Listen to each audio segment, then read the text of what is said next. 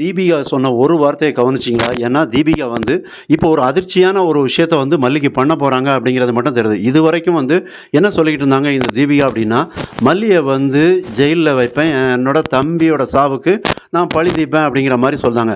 ஆனால் அதே தீபிகா தான் இப்போ என்ன பண்ணுறாங்க அப்படின்னா, புதுசாக ஒரு விஷயத்த வந்து கையில் எடுக்கிறாங்க.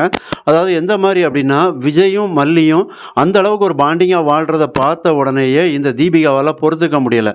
அப்போ அவங்க என்ன நினைக்கிறாங்க, அப்போ இந்த அளவுக்கு மல்லி வந்து பேசுகிறாங்க, ஒரு தெனாவட்டா இருக்கிறாங்க அப்படின்னு இவங்களா நினச்சிக்கிறாங்க.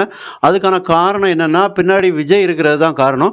இந்த விஜய் மல்லி மேலே அந்தளவுக்கு ஒரு அஃபெக்ஷன் லவ்வோடு இருக்கிறாரு அப்படிங்கிறதுனால தான் இந்த மல்லி இந்த அளவுக்கு பேசுகிறாங்க. அப்போ ஃபஸ்ட்டு என்ன பண்ணணும் அப்படின்னா, விஜய் வந்து மல்லி மேலே வச்சுருக்கக்கூடிய அந்த காதலை உடைக்கணும். அதுக்கப்புறமா மல்லியை வந்து விஜய்கிட்ட இருந்து தனிமைப்படுத்தணும், அவங்கள்ட்ட இருந்து பிரிக்கணும். அதன் பிறகு வந்து நம்ம வந்து அந்த அவங்க தம்பி கொலை சாவுக்கு வந்து மல்லியை வந்து பழிவாங்கி வாழ்நாள் முழுக்க ஜெயிலில் வைக்கணும் அப்படின்னு தான் நினைக்கிறாங்க. அப்போ இந்த மாதிரி வந்து விஜயும் மல்லியும் அப்படி பிரிச்சிட முடியுமா இந்த தீபிகாவால் அப்படின்னா, அது கண்டிப்பாக முடியாது. ஆனால் இவங்க அதுக்கான முயற்சியை வந்து எடுக்க தான் செய்ய போகிறாங்க அப்படிங்கிறது தெரிய வருது. அப்போ இது வரைக்கும் என்ன சொல்லிட்டு இருந்தாங்கன்னா, விஜயையும் மல்லியும் சேர்த்து உள்ள தள்ளணும் அப்படின்னு தான் நினச்சிட்டு இருந்தாங்க. ஆனால் இப்போ என்ன பண்ணுறாங்க அப்படின்னா, மல்லியை மட்டும்தான் டார்கெட் பண்ணுறாங்க.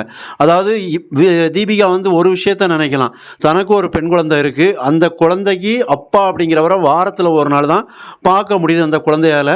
அப்போ இந்த விஷயத்தெல்லாம் நினச்சி பார்க்கலாம். அங்கே வந்து வெண்பாவுக்கு அம்மா கிடையாது, அவங்களுக்கு வந்து அப்பா தான் எல்லாமே.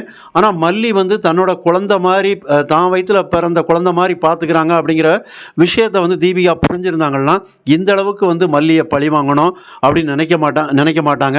ஆனால் அதெல்லாம் தாண்டி அவங்களோட எண்ணம் நோக்கம் எல்லாமே என்ன அப்படின்னா, மல்லியை வந்து பழி தீர்க்கணும் அப்படிங்கிற ஒரே காரணம் தான். அப்போ இது எதனால் வருது அப்படின்னா, இவங்க ரெண்டு பேரும் அந்த ஃபிங்கர் பிரிண்ட் வைக்கிறதுக்காக ஸ்டேஷன் வராங்க. அப்போ அவங்க கையில் போட்டிருக்க அந்த கெட்டு, ரெண்டு பேரும் ஒரு நாள் முழுக்க அந்த வெட்டிங் அனிவர்சரியை சந்தோஷமாக கொண்டாடணும்னு நினைக்கிறாங்க. அந்த விஷயத்தை இந்த தீபிகாவால் தாங்கிக்கவும் முடியல, பொறுத்துக்கவும் முடியல. அதனால தான் இந்த மாதிரி ஒரு அதிர்ச்சியான முடிவை எடுக்கிறாங்க. அப்போ மல்லி அப்படி பழி வாங்கிட முடியுமானா கண்டிப்பாக முடியாது. சப்ஸ்கிரைப் பண்ணுங்கள். நன்றி.